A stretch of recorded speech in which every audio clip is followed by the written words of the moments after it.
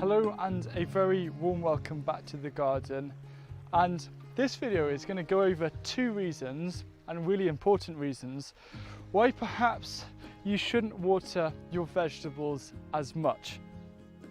Now of course it is important that our plants get water, otherwise they're not going to grow at all, and often water is what they need to grow nice and healthy. But there comes a point where you have a complete routine watering system where your plants get pampered a bit much. And there's actually a couple of negatives to plants being pampered. And in this video, I'm going to show you two reasons, as well as how to apply these reasons for you to water your vegetables less to get better results. So stay tuned.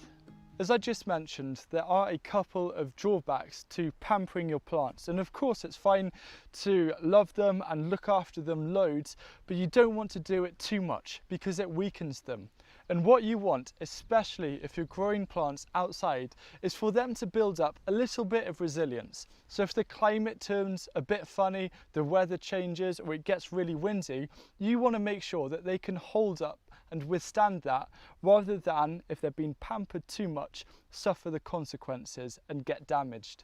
Before I go into watering, I just want to give you one quick tip that's very much related to building up resilient plants, and that is, where possible, to actually sow seeds direct into the ground, into their final growing spaces. I've got spinach, radish and another row of spinach here that I have sown direct.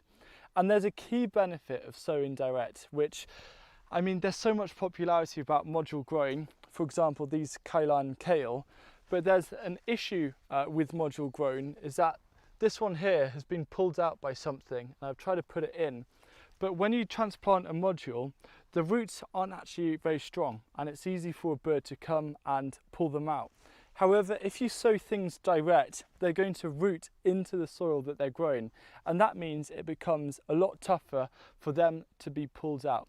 And it also means that they have exposure to wind, because the issue of growing under cover is they then come out, maybe you've done some hardening off, but then when you plant them out, they have to fight against wind, and they're not as strong on the stems. However, if they're grown acclimatized to wind, then they're going to have stronger stems, and with that they're going to be stronger plants. Now don't get me wrong, I absolutely love growing in modules, but all I'm saying is try not to rule out sowing direct if there is an opportunity and it's the right time of year.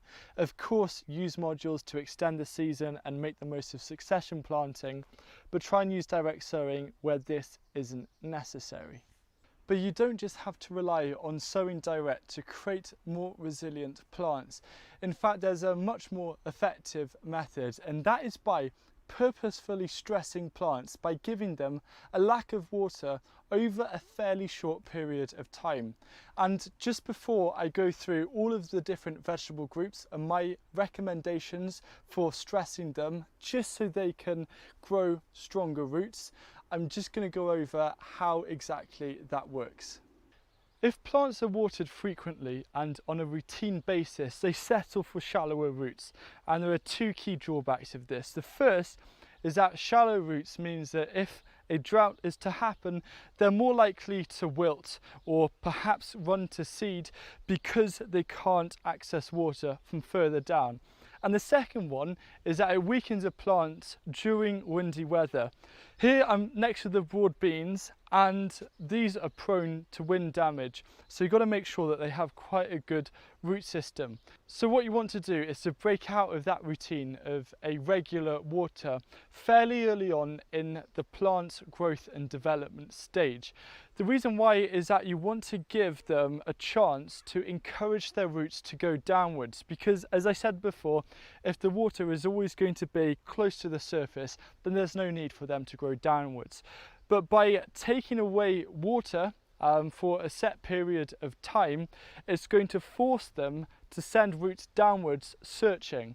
And that isn't just going to mean that they can get more access to water, but they have more access to nutrients, and also they're going to be stronger when it comes to wind. But there's one group of plants or of crops where this shouldn't be applied.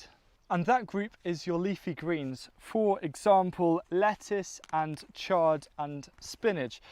The reason why is because leafy greens, if they do run into drought-like conditions, they can very quickly run to seed. So I don't recommend that you reduce the watering for these to stress them to encourage stronger roots. They're so easy to grow, they have a quick turnaround anyway, it just isn't necessary. So how do you apply this principle for your legumes such as your peas and beans? How do you stress them to make them a bit more resilient? What I'd recommend is to try and not water them for around 5 or 6 days, at least 3 weeks after transplanting them, up until the signs of the first flower, or when they're around 15 centimeters tall, anything like that. It's essential that you resume watering your legumes, for example runner beans here, just before they flower, because if they don't have enough water, then they're really going to struggle to set fruit, and that's going to be very damaging for your productivity. But by stressing them earlier on in their growth stage, it's going to make them producing fruit a lot easier, because they've got that deeper, stronger root system that's going to allow them to bring up more minerals and vitamins and also water to help create nice plump fruit. The next group of vegetables are your root brassicas, for example swede, which I have 5 rows here, and also your root vegetables such as carrots and parsnips and beetroot. Now it's less essential for these because these are always going to be shallow rooting. However, any point after 8 weeks of growth, leave them for maybe around 5 to 6 days without any water, and then give them a nice well-deserved soaking afterwards. For tomatoes, and you can also apply it to other fruiting vegetables such as peppers, what you want to do is, as you transplant them, give them a really deep watering there and then. Try and transplant them as deep as possible as well, but then leave them for a week. Don't give them any water for a week, and that is really going to draw their roots down towards the water which was given when you gave them that deep water initially. And then you can resume to normal watering, whether it's 2 or 3 times a week. But the thing that's different with tomatoes compared to the other veg is right after transplanting, leave it a week and then resume. Now for potatoes, you usually plant these pretty deep if you're not following a no-dig method. For example, these ones I actually just planted pretty deep, around 25-30 centimeters, and there's a lot of moisture going to be in there all of the time, so you don't have to encourage these as much. However, it's different for potatoes grown in containers. For potatoes grown in containers, you really want to make sure that they try and get as much of the space as possible to crop. So what you should do when they're around 15 centimeters tall, so around 5 to 6 inches, don't water them for at least 5 or 6 days, just so they can really go down to the base of the container, and then you can water them afterwards. This is a Shetland black potato that I'm growing, and I'm very excited, and I'm hoping that I'll get a good crop from these. But there's one thing that I want to say that's really important as you're doing this, as you're applying a bit of stress. If at any point as you're doing this you see the plants beginning to wilt, then give them a water, because the fact that they're beginning to wilt has already caused them a little bit of stress. So if you're getting kind of unprecedented, and I don't like that word, but unprecedented weather that's really hot, then if it is wilting, give it a water and you've done that job. It's just something to bear in mind so you don't take it too far and they all die. For squash and cucurbits, these are almost always going to be transplanted, and after transplanting, wait a couple of weeks for them to start producing some nice roots, and then don't water them for around 5 or 6 days as well, and then start watering them again, and that's just really going to help them develop strong fruits and lots of flowers. For your alliums, for example leeks and onions, which I have grown here, these are almost always going to be transplanted as well, either from a seed bed or from modules. What you want to do is, after transplanting them, wait around 3 weeks, and then if you can have a period of 4 or 5 days of nice warm dry weather without any rain, then that's going to be just fine. But you can leave it for another month, and any time within that window of 3 weeks after transplanting, and then the next 4 weeks, any point in that window would be ideal. But for garlic, I wouldn't worry about it, mainly because you usually plant cloves in autumn and then they're overwintered, and then they're going to be hardy anyway. So just wouldn't worry about it for garlic. But for your leeks and your spring onions and your onions, you can apply this principle.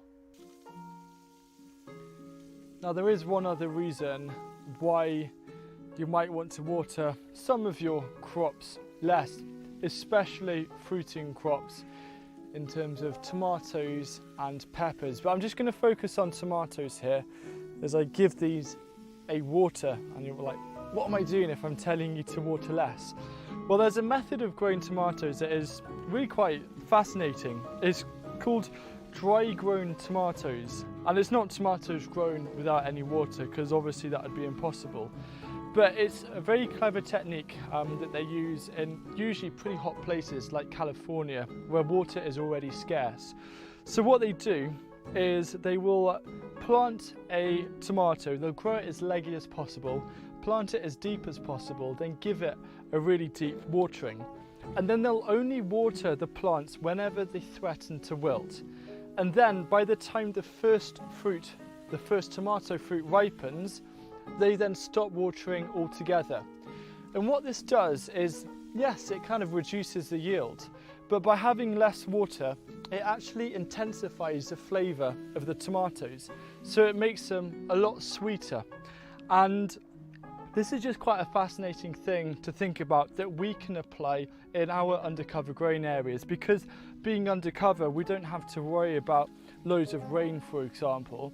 So sometimes when I do grow tomatoes, I do use that method of dried tomatoes, and it's just something to consider. So again, the whole purpose is by giving as little water as possible. Then when the first tomato ripens, stop watering altogether, let the others ripen, and usually by the time it comes to the third, fourth, fifth harvest, those tomatoes, they'll have less water, but the water kind of dilutes the flavour. So instead you're going to have these beautiful tomatoes bursting with flavour, and that's just something that you can try very easily yourself. So those are two key reasons as to why you may want to water some of your crops less. The first is to create more resilient plants which are going to last changes in the weather and also some potential challenges and disasters they may come up against. And the second is just to intensify the flavour, especially for tomatoes. And don't worry about trying it with your whole crop, maybe just try it with 2 plants and compare it to the rest and see what happens. So if you have any questions about this, please do let me know down below in the comment section. And if you're looking for more content, check out my Patreon, patreon.com/Hugh Richards, where you get 2 exclusive videos a week, and it costs less than £3 a month. And finally, because this video was to do with a lack of water, I'm going to recommend you check out my video all about watering, so you make sure that you're in check with the rest of the watering schedule after your plants have been lightly stressed. Thanks a lot for watching, and see you again soon. Goodbye.